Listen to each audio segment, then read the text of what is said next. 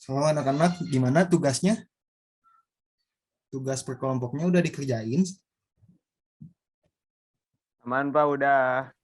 Udah Pak. Di sini juga Bapak mau ngeliatin contoh ya, logo yang pernah Bapak buat ya, buat sendiri dengan menggunakan aplikasi pengolah citra vektor. Nah, Bapak share screen dulu sebentar.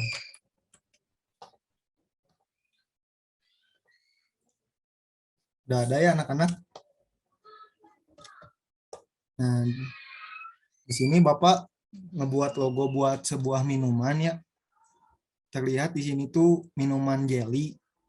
Nah, Bapak tuh buat logo dengan menggunakan jelly di tengah itu tuh. Yang ikon dari produk Jellydick ya, yang dikenal dengan minuman jelly. Nah, di sini tuh dalam pembuatan sebuah logo tuh harus ada maknanya, jangan asal bikin gitu. Nah, 3 titik di atas ini juga yang menggambarkan Jellydick juga didirikan oleh 3 owner gitu. Nah, lengkungan seperti air ini mempresentasikan Jellydick yang merupakan produk minuman gitu. Jadi seperti minuman, seperti air yang sudah mengalir gitu. Nah, bentuk logo juga dibuat bulat seperti tangan yang merangkul nih. Terlihat seperti sini. Nah, mungkin di sini ada yang mau memperlihatkan contoh yang logo yang sudah kalian buat. Saya Pak mau. Boleh langsung saya screen aja kalau bisa. Bisa nggak? Sebentar Pak. Izin saya screen ya Pak. Ya, boleh.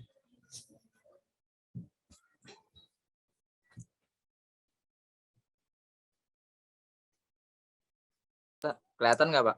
Ya, kelihatan. Wih, bagus nih Ya. logonya. Coba jelasin terlebih dahulu. Ya baik. Terima kasih banyak. Di sini Ari udah membuat logo tentang batik Pak. Ini filosofinya.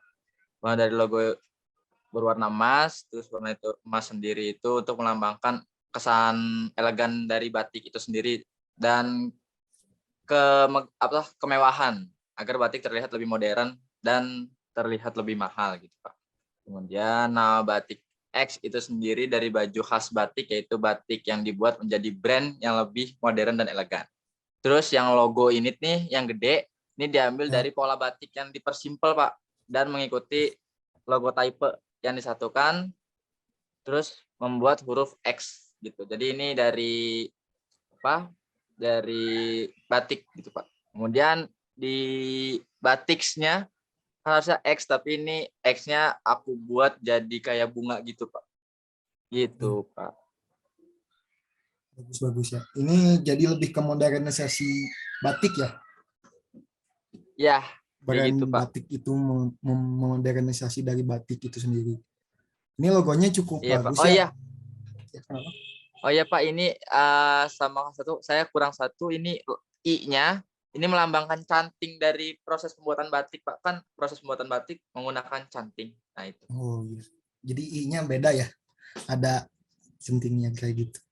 Ya, bagus ya ini logonya. Seperti yang sudah Bapak jelasin juga di minggu kemarin, kalian masih ingat gak apa aja si logo yang baik itu kayak gimana? Kan yang pertama itu kan ada mudah untuk diingat, lalu itu memberikan kesan yang mendalam, sederhana, fleksibel, nah, tepat sasaran dan juga unik gitu kan dibandingin dengan yang lain. Nah, yang Ari tadi sudah bagus ya, simple logonya gitu dan juga bermakna gitu dalam pembuatan logonya itu. Si logonya juga terinspirasi dari motif batik itu sendiri kan ya, Ari ya. Nah, itu udah cukup bagus melambangkan logo-logonya. Nah, mungkin ada yang mau share screen lagi gak tentang logo yang udah dibuat?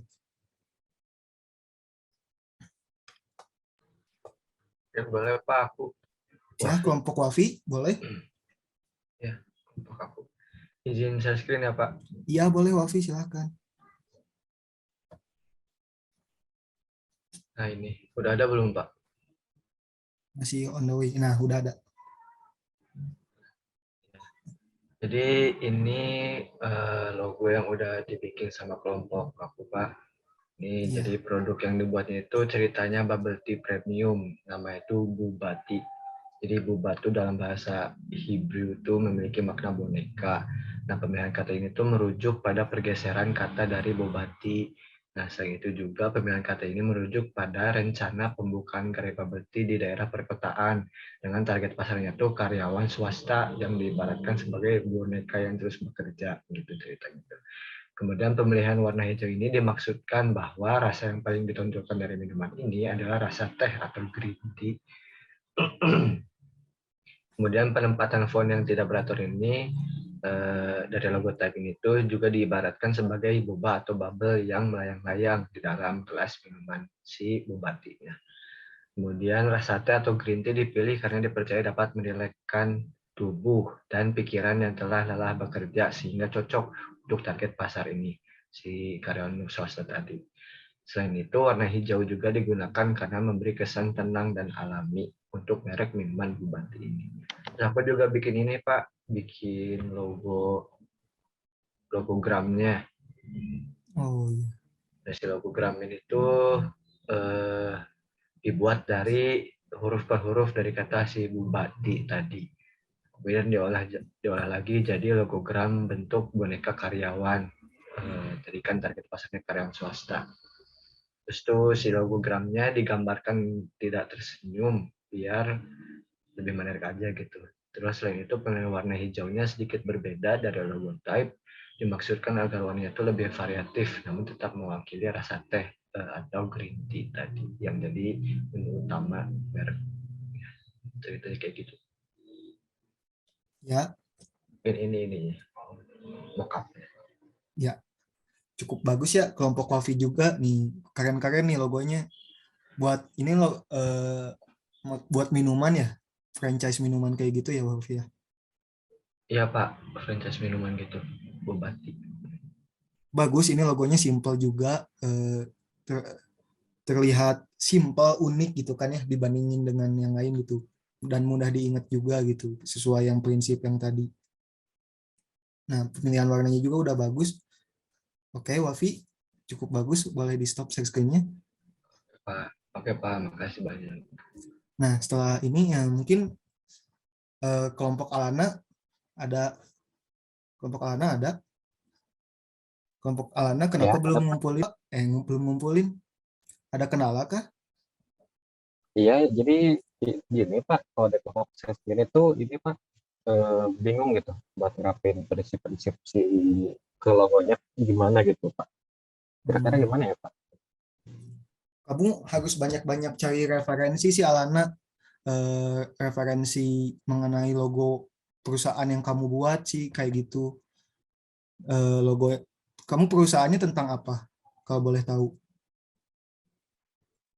Terusannya logonya makanan sih Pak, buat makanan gitu.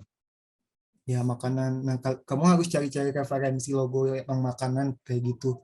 Kalau desain tuh emang harus benar-benar main gitu, main cari referensi kayak gitu.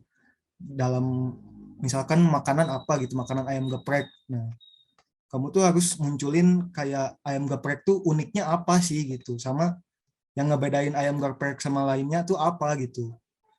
Misalkan ayam geprek kan ciri khasnya tuh biasanya pedas ya. Nah, kamu bisa bikin kayak si logonya tuh pedas gitu, kayak merah, warna-warna merah kan. Warna merah itu terkesan eh, pedas gitu kan ya. Sama itu sih cari-cari referensi yang serupa sama dengan makanan yang kamu buat. Bisa dipahami Alana? Siap, bisa dipahami Pak. Ya, mungkin ada yang kendala lagi gak? Kalau nggak ada, mungkin udah ya. Sekian dari Bapak. Ada lagi gak? Nggak ada ya? Coba. Cukup Pak. Cukup ya. Terima kasih semuanya.